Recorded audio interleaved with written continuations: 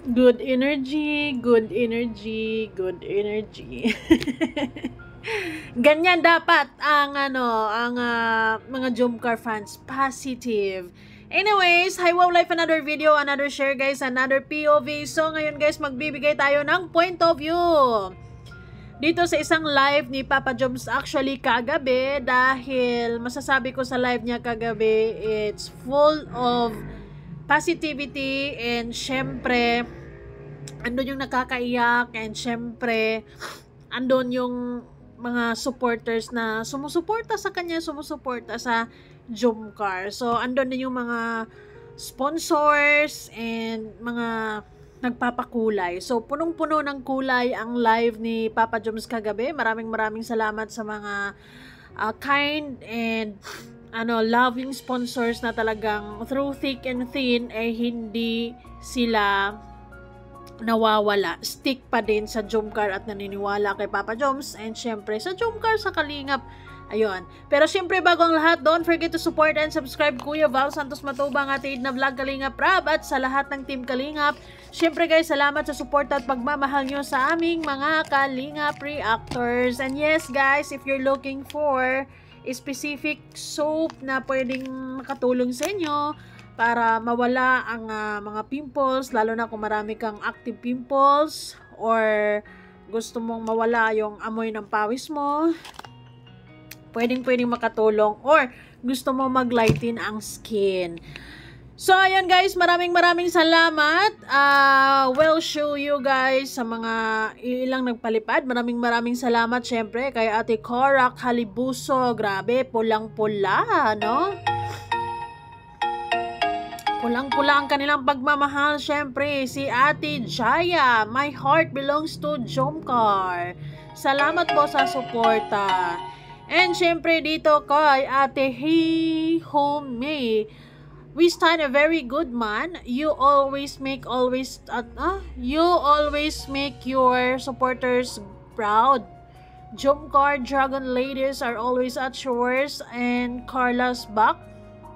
We love you both on the lighter note. Ang sarap ng Joms chili garlic oil and salabat na nagsidatingan orders namin. Ayun. Very supportive. And syempre, of course, kay Sir William.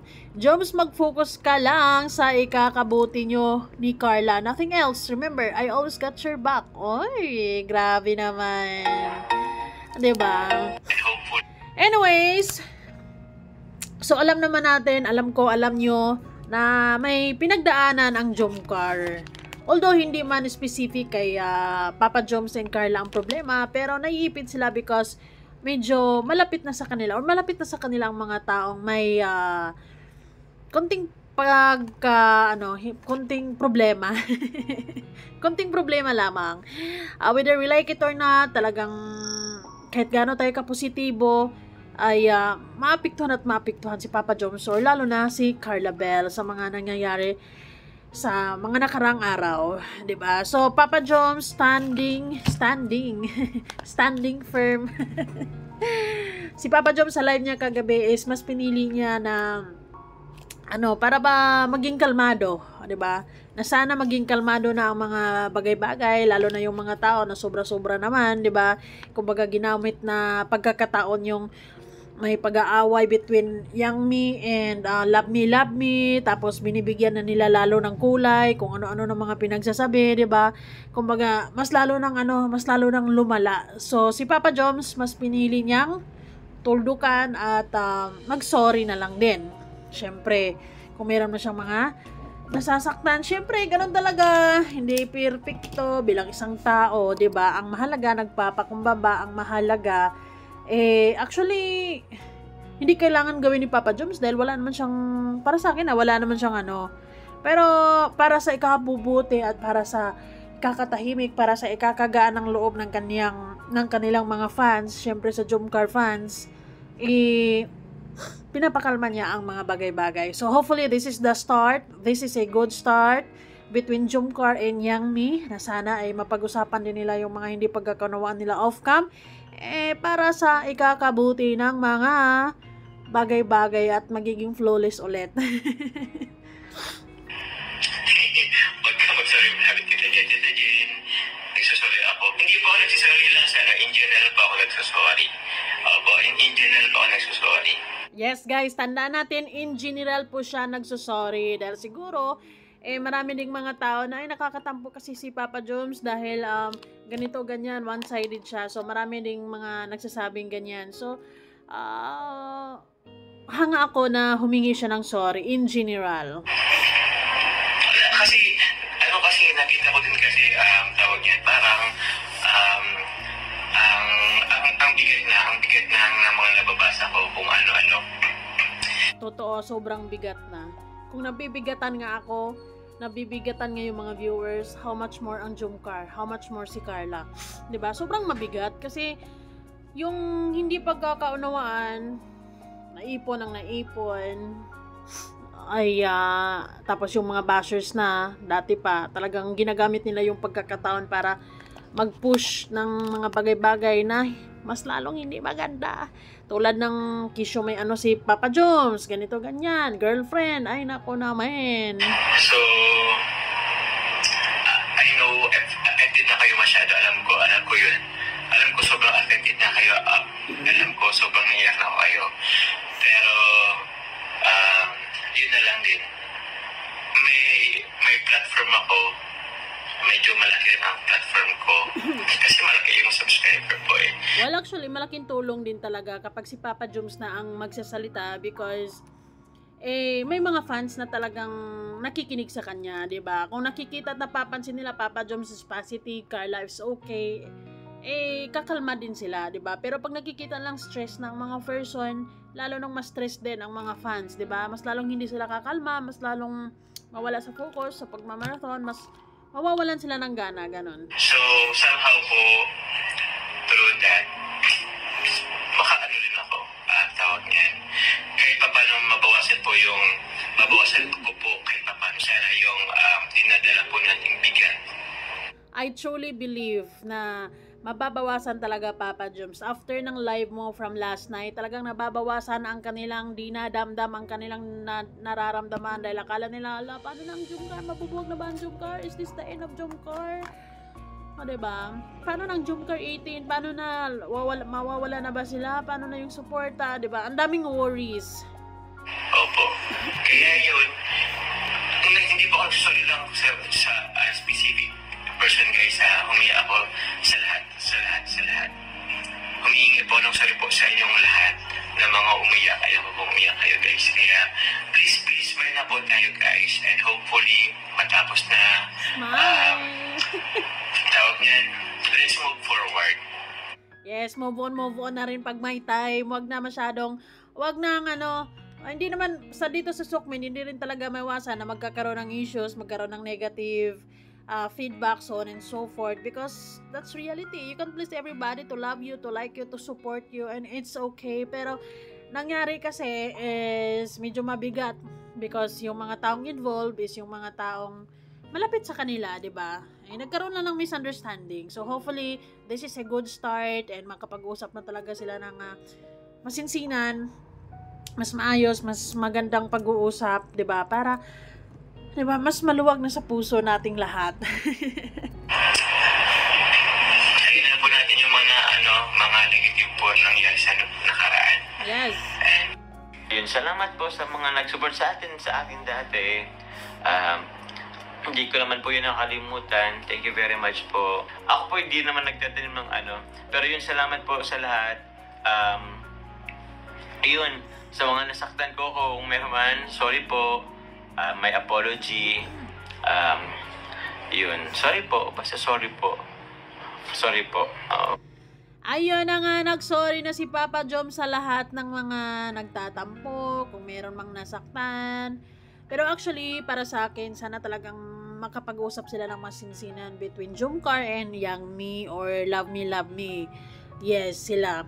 Para if they need help, someone na kailangang magpapagitna or magpaparealize ng mga bagay-bagay, if they need a friend, for sure meron naman willing dyan na willing magpagitna, di ba, sa mga bagay-bagay. So sana, ako sa totoo lang, lagi kong sinasabi na sana talagang makapag-usap sila ng masinsinan between Yang Papa Joms and Carla, nang pag-usapan nila yung bagay-bagay, kung anong dapat nilang pag-usapan, kung anong kailangang explain, kung maayos pa, 'di ba? Kasi syempre hindi natin pipilitin kung hindi na. Pero I think this is a good start, 'di ba? Sa live ni Papa Joms kagabi. Magsorry po ako para sa para sa tawag niya, sorry ako para sa peace of mind po nating lahat. Opo, kasi ako po hindi naman ako perfecto. Hindi sila, wala naman perfecto. Somehow siguro nagkamali din naman talaga ako. Somehow sila din, or kung sino man. I mean, opo, sino ba tayo para hindi magpatawa, di ba? Ano lang, magsala ako para sa sarili ko din naman. I mean, para din naman sa peace of mind ko. And then, love na sana. Ay, nako, sobrang naging masaya talaga actually ang live ni Papa Joms kagabi. Naging teary eyes din yung iba. It's a roller coaster of emotions actually, because yung iba naluha na, yung iba is napagaan yung loob, masaya na, ganon. Sana ganon lang. Pagsubok lamang, ganon. Sinusubok ang kanilang samahan. So hopefully ay magiging planchado ulit, or mapag-usapan nila ang kailangan nilang pag-usapan, because I believe parang kailangan talaga nilang mag-usap kung kailangan, kung if open pa sila para sa kaayusan or para maayos pa, 'di ba? Why not? Pero if the decided na hanggang doon na lang ang samahan, let's respect. Pero sa live ni Kalingap Jomar kagabi, he sounds like he's sorry and wanted to start fresh and iwan na lang ang mga negative, kasi what's done is done, di ba? Hindi naman natin yun may balik. Ang magagawa mo ngayon is, ang magagawa nila ngayon is to start fresh, di ba? And para mas maging mabuting tao, or para maging maayos ang samahan, ganun na lang. Anyways, dito sa Team Azori, yun, sobrang na-appreciate ko din yung wait lang, sabi ng Team Azori, Team Azori, you are loved, you are blessed, you have a lot of solid supporters that will continuously support you through the highs and lows. Stay strong, focus on your goals. We are always praying for you, Kuya Jomar and Carla. We love you both, diba? And yes guys, these are the people who showed their love from last night's live.